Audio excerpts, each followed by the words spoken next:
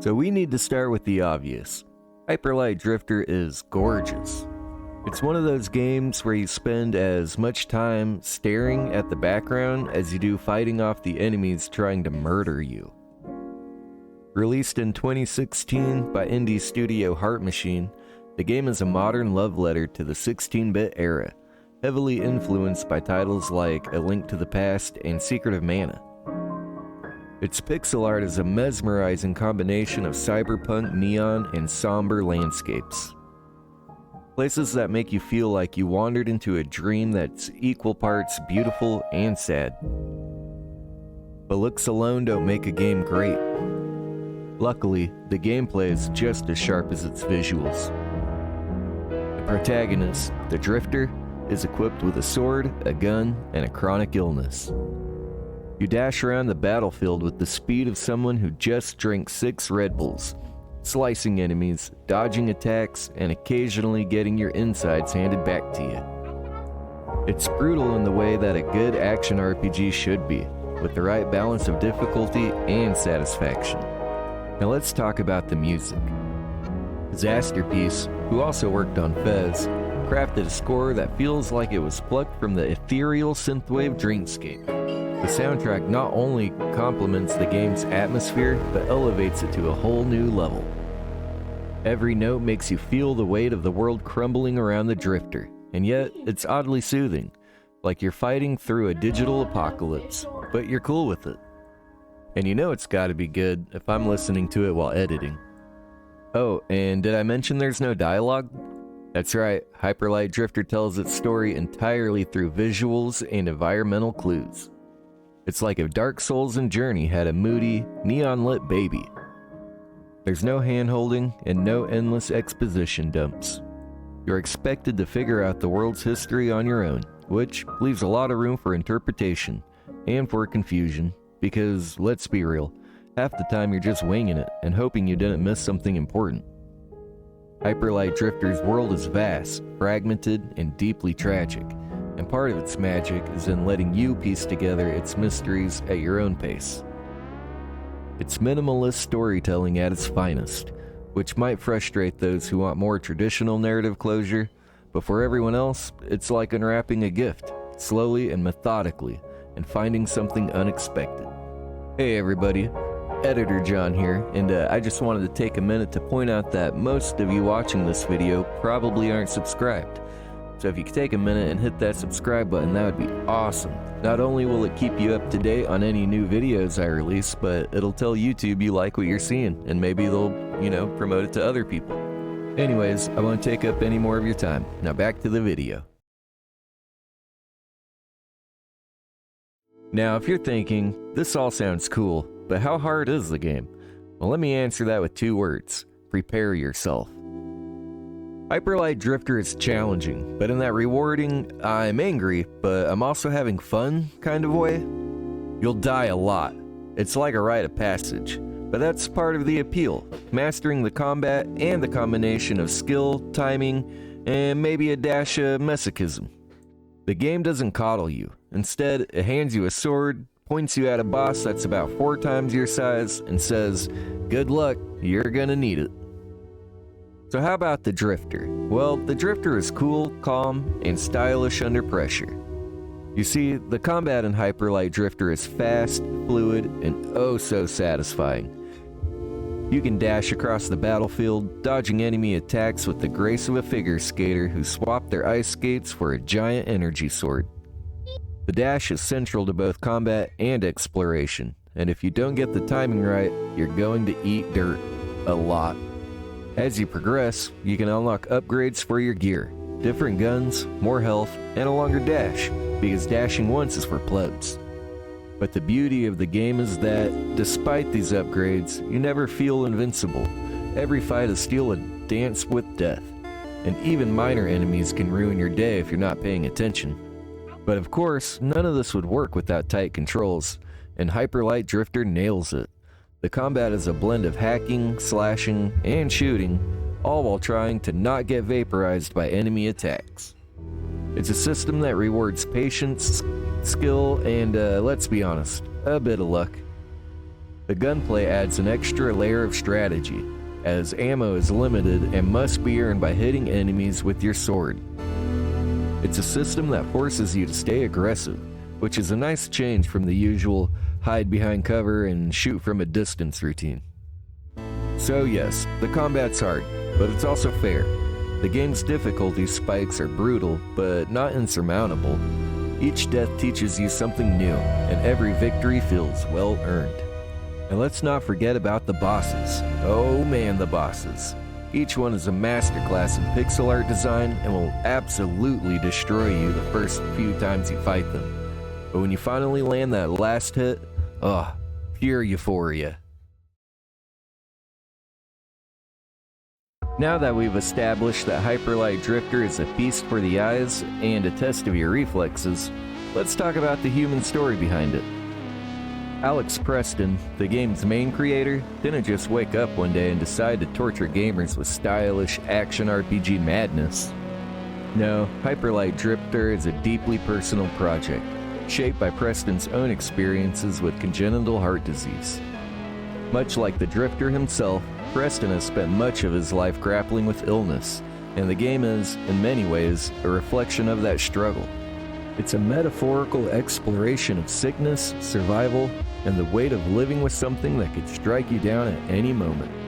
It's not often that a game's central theme is so closely tied to the creator's personal journey, but Hyperlight Drifter is unique in that regard. In interviews, Preston has spoken about how the Drifter's constant struggle mirrors his own, and the game's somber tone is a reflection of the uncertainty he faces daily. The Drifter's journey to find a cure for their illness parallels Preston's lifelong search for answers about his own health. It's kinda heavy stuff, but it adds an emotional depth to the game that makes it more than just another indie darling. Heart Machine, the studio Preston founded, raised over $600,000 on Kickstarter to bring Hyperlight Drifter to life. That's right, people saw the early concepts, the beautiful pixel art, and Preston's vision, and they just threw money at the screen. And thank goodness they did, because the world would be a darker place without Hyperlight Drifter in it. The Kickstarter campaign also set the stage for a new wave of indie games, where personal stories and innovative design could come together to create something truly special.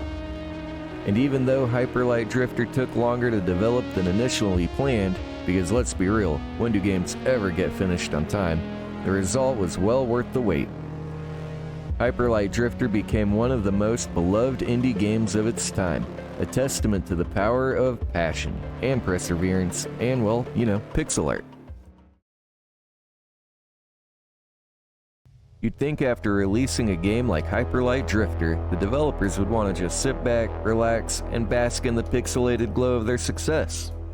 The Heart Machine isn't done yet. In fact, the studio's follow-up project, Solar Ash, took the fluid movement and striking visuals of Hyperlight Drifter and cranked them up to 11.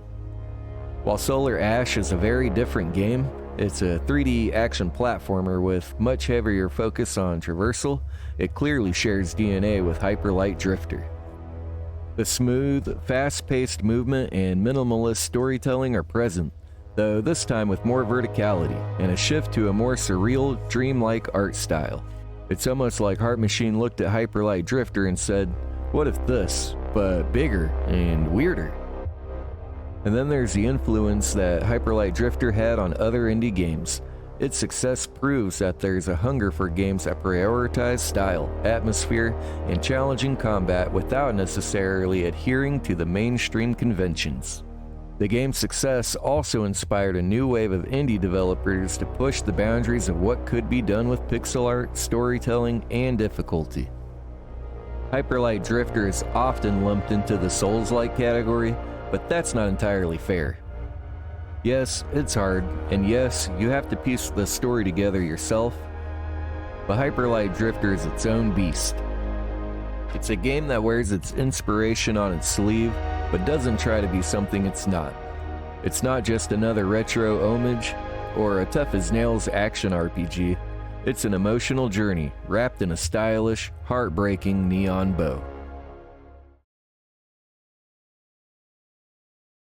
In the end, Hyper Light Drifter is more than just a game. It's a labor of love, a personal story, and a visual masterpiece all rolled into one.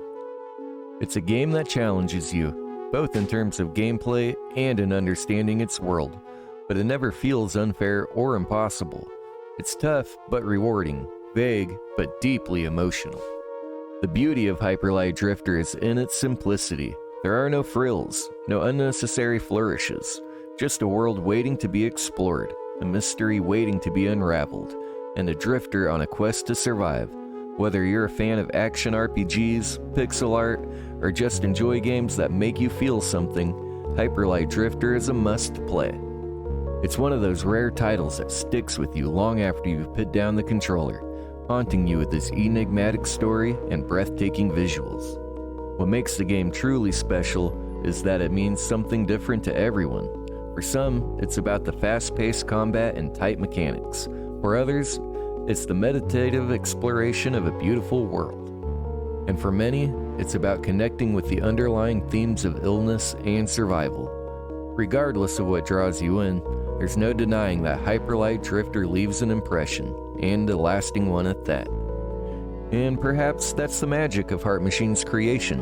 It's not a game that tells you what to feel, but rather one that encourages you to discover the emotions for yourself through the journey of the Drifter. It may be a game about illness and isolation, but it's also about hope. The Drifter's world may be crumbling, and their body may be failing, but they push on, and so do we. So, where does Hyper Light Drifter fit in with the grand tapestry of gaming history?